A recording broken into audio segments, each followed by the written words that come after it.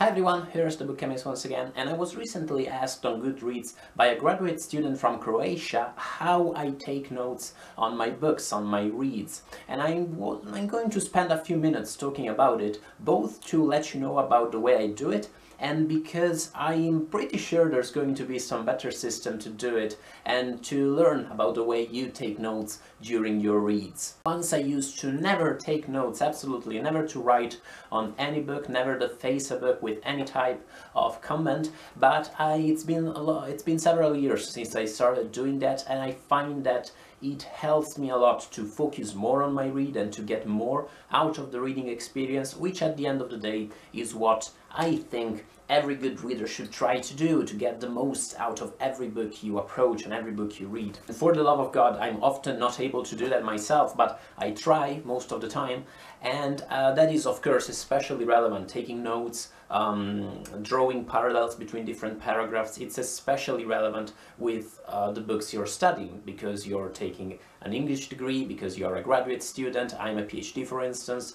With the books I actually study in my thesis, I have to take lots of notes and such. Even with readings that are, they're in my research area, but I'm reading, let's say, for general interest, I try usually to maybe follow a few paths throughout the book. For instance, at the moment I'm reading Mao Chu by Don DeLillo, and there's several passages, there's a large reflection in this book that draws a parallel between the job of the writer and that of the terrorist, if that's a job, I guess.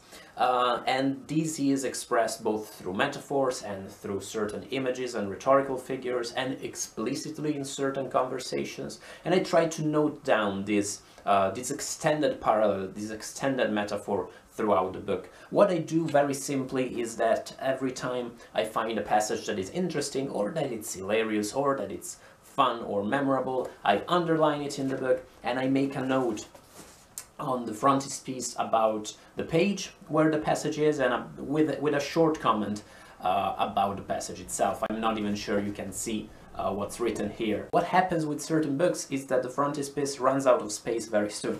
This is The Amazing Adventures of Kavalier and Clay with Michael Chabon's cute signature, and the awesome key, escapist key, which at first I thought he only gave me, but then I realized he signed it on everybody's copy of their books, and that broke my heart.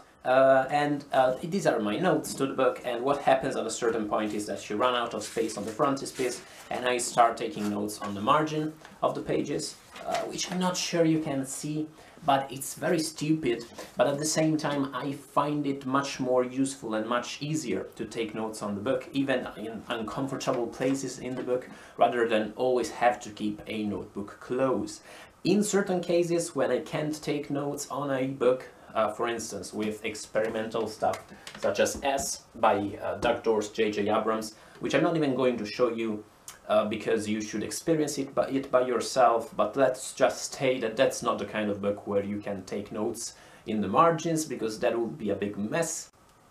Or with comic books, for instance, or say at the moment I'm taking notes about, of all things, about my playing of Baldur's Gate 2. In those cases I do use a notebook, and I do keep it handy, and try to note down things that maybe I may be interested in thinking about later. Once I'm done with a book, or comic book, or whatever, I have a file on my PC, a doc file, a Word file, where I note down all of these things. I note down every page reference, maybe I make a few comments about the book, and I keep this sort of database of my reads and of possible ideas of points of reflection and such. And again, it's not the most effective of systems, because at the end of the day you have this huge list of references that do not make sense, and in a few weeks I'm going to forget about most of these. So that, say, if in the future I want to write a paper on political violence in contemporary American fiction, what I would have to do is to reread all of my notes to each book that is sort of relevant to the topic.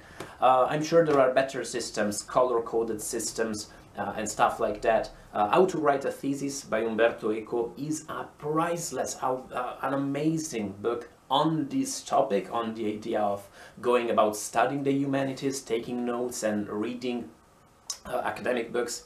and secondary sources in the most effective way possible, organizes a system of reference and such. If you are studying literature, if you're studying anything in the humanities, I warmly recommend that book. I am personally sort of hostile to people with reference systems and note-taking systems that are too baroque and too Byzantine. Sometimes, occasionally, especially with some scholars, you see these, you see my edition of Cavalier and Clay has this post-it here. You see these books that are entirely, you know, there are all these post-its jutting out, and there are like 2 every page, and they're entirely covered in notes and post-its, and I'm skeptical about that because my personal humble take is, yeah, how could you possibly read the thing, or how can you possibly make sense of all that mess? That's just too much.